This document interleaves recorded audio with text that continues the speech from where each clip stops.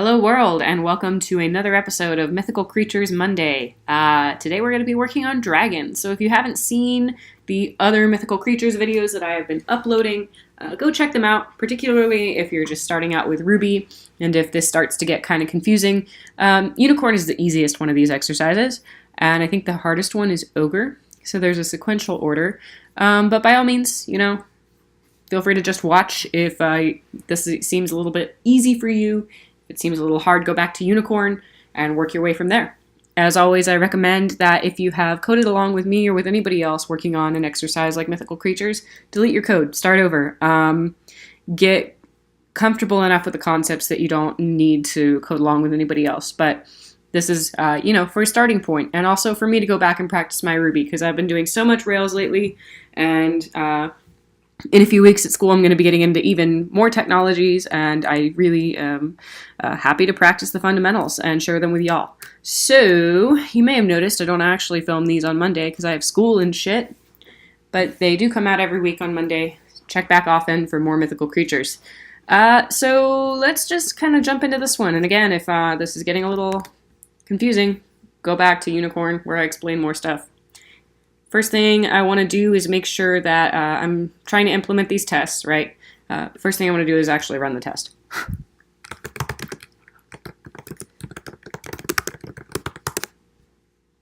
All right, that's what we want. We want them to fail. We don't want our tests to pass if we haven't written any code, right? So the first test we're looking for is test it has a name. And that would be right here. It says it's given 3 arguments, expected 0. That's because we don't have an initialize method set up, initialize. And the initialize method does have to take in some arguments in order for us to get the information from our test into our actual running code. So we need a name, and we need a color, and we need a rider. Oh, this is so interesting. So with the dragon exercise, I feel like we're getting into some more, interesting and convoluted stuff. For instance, the symbol. I'm not sure why the color is a symbol instead of a string, but, we'll roll with it. We'll go. We're going to need a name. We're going to need a color. And we're going to need a rider.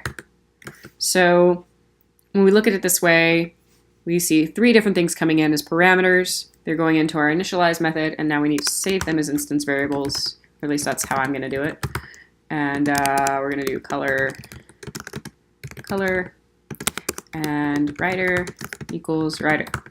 This is going to assign the variables that we're passing in, regardless of what they are, to these instance variables. Excuse me. All right. Let's just see what that gives us, because it might spit out a different error now that we've written some code.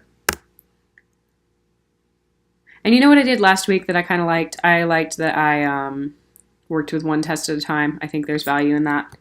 I do that a lot in Rails now because, the file structure is huge. It's a lot harder to track down where your errors are coming from, unless you're running one test at a time. So it's just a habit I'm going to try to get into. Undefined method name for dragon. Any guesses? If you watched my other videos or you know anything about setting up a Ruby file like this, you know that we need an adder reader in order to access these instance variables that we created. So I'm going to make one for each of those things. I like to line them up like so for readability. And rider. Great. Let's see what we get now. All right, one test out of the way. Moving right along. Now we're testing that it has a rider. And this also might pass.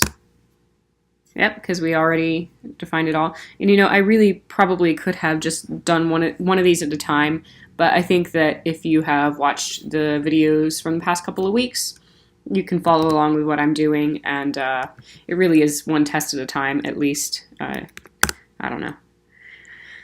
These are pretty straightforward. Nothing that we haven't done before in our Mythical Creature series. We are just setting up our initialize method with attributes in the form of instance variables, and then checking to make sure that our variables are getting passed in the correct way. So now we're going to see if we can test a different dragon. And I really do need to get into a better habit of running tests first so that they fail and then I go fix them. That's a goal I'm going to try to set for myself. A different dragon's rider. All good. Whoa, whoa, whoa, whoa, whoa, whoa, whoa. Okay, there we go. Uncomment that. The shortcut for commenting out blocks is Command and question mark on a Mac. Sorry, I don't know the shortcut for PC. Probably Control question mark. Don't quote me. So now this is where we're getting into some interesting behavior. We have a method here that we haven't made yet, but I'm still going to run the test because, you know, that's what you should do. And convention.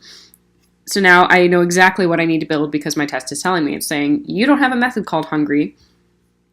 And remember that any method, even methods that we write ourselves, that end in this question mark, are going to return a true value or a false value depending upon the outcome. And I want to make sure that dragons are hungry by default. It says dragons are born hungry, right? So we can think of like this nude up instance of a dragon as a dragon being born. And I think I'm going to do the kind of similar thing that I did with vampire, but this is going to get a little bit, this is going to be a little different for vampire because we're adding in some functionality. So now we have def hungry, and we're just going to say, we want this to return true if hungry is true. So hungry equals the comparator operator, not the one that assigns things, but the one that compares things. And we're going to say true.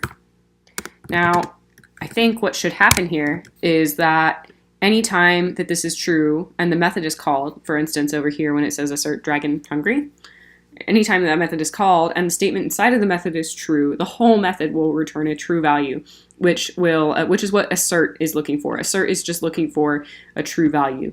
Assert equal is looking to see if these two things are the same, and refute would be looking for a false value. So the last thing that we have here is actually kind of like what we had in Vampire last week, where a vampire could drink and then not be thirsty anymore.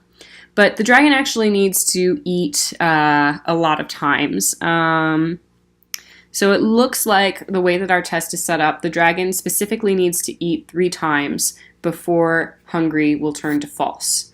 So we're going to make an eat method. You can tell that's what we need because it's right here. And we're going to go def eat. And so actually, this is a new problem for mythical creatures. How are we going to solve this? How are we going to get our program to remember how many times the dragon has eaten? Well, we're going to need something to increment. So we need this hungry value because we need to be able to go in and check if the dragon is hungry. We also need something that will remember how many times the dragon has eaten. And there might be a couple of ways to do this, but I kind of like this way. I'm going to make something called times eaten. And when the dragon is born, it's hungry. So I'm just going to set it to 0. That's a good default value. I need to make sure that I remember to set this here so I can actually change it. And that means that every time the dragon eats, it's going to increment the times eaten up by 1. So I'm just going to call that times eaten, and this is an incrementer, plus equals 1. It needs to be plus equals because if you don't do that, it won't actually save it. If I were to do times eaten plus 1, it would do the calculation. It would add that, but it wouldn't actually save it up here in our times eaten variable. So what this really is, under the hood, if you were to write it out in longhand, it would be times eaten equals times eaten plus 1. And we can write it shorthand like I did here on line 20. So that's going to go away. So let's run our test and see what we get. I have a prediction, but let's just see what the test says.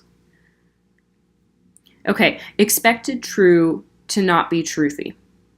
So basically what's happening is in here in the test, the dragon eats. And it says, is the dragon still hungry? Yeah. Dragon eats again. Is the dragon still hungry? Yes. Then the dragon eats, and that's when this is supposed to be false. So this method needs to know when to stop being true. And this worked for our last mythical creatures, right? But now we actually have to make this dependent upon how many times the dragon is eaten. So this is a great place for a conditional. Until times eaten is greater than or equal to 3. We're going to print. I think that should just return true automatically. Let's see what we get. Okay, the until needs an end. I always forget. Are you stuck? Are you broken? Are you in an infinite loop? What's going on? Okay, well, I think I did it another way last time, so I'll just do it that way if I can remember what it was. Shoot, it's been so many weeks. I think it was hungry is true when the dragon has eaten less than 3 times. So times eaten less than 3. Let's see what that gives us. Fantastic. That works perfectly well. And just to reiterate, this will return, this whole method will return true when this statement is true. The only other option is that it's false. So if times eaten goes up to 3, then hungry is going to return false. And that's exactly what we want over here when we say refute. If you have any questions about today's exercise or anything else in general related to Ruby or my experience at Code School, please leave a comment. I'd love to hear from you. And until next time. Oh, what are we doing next time? Next week's mythical creature is Hobbit. So bring your hairy feet, I guess. See you next week.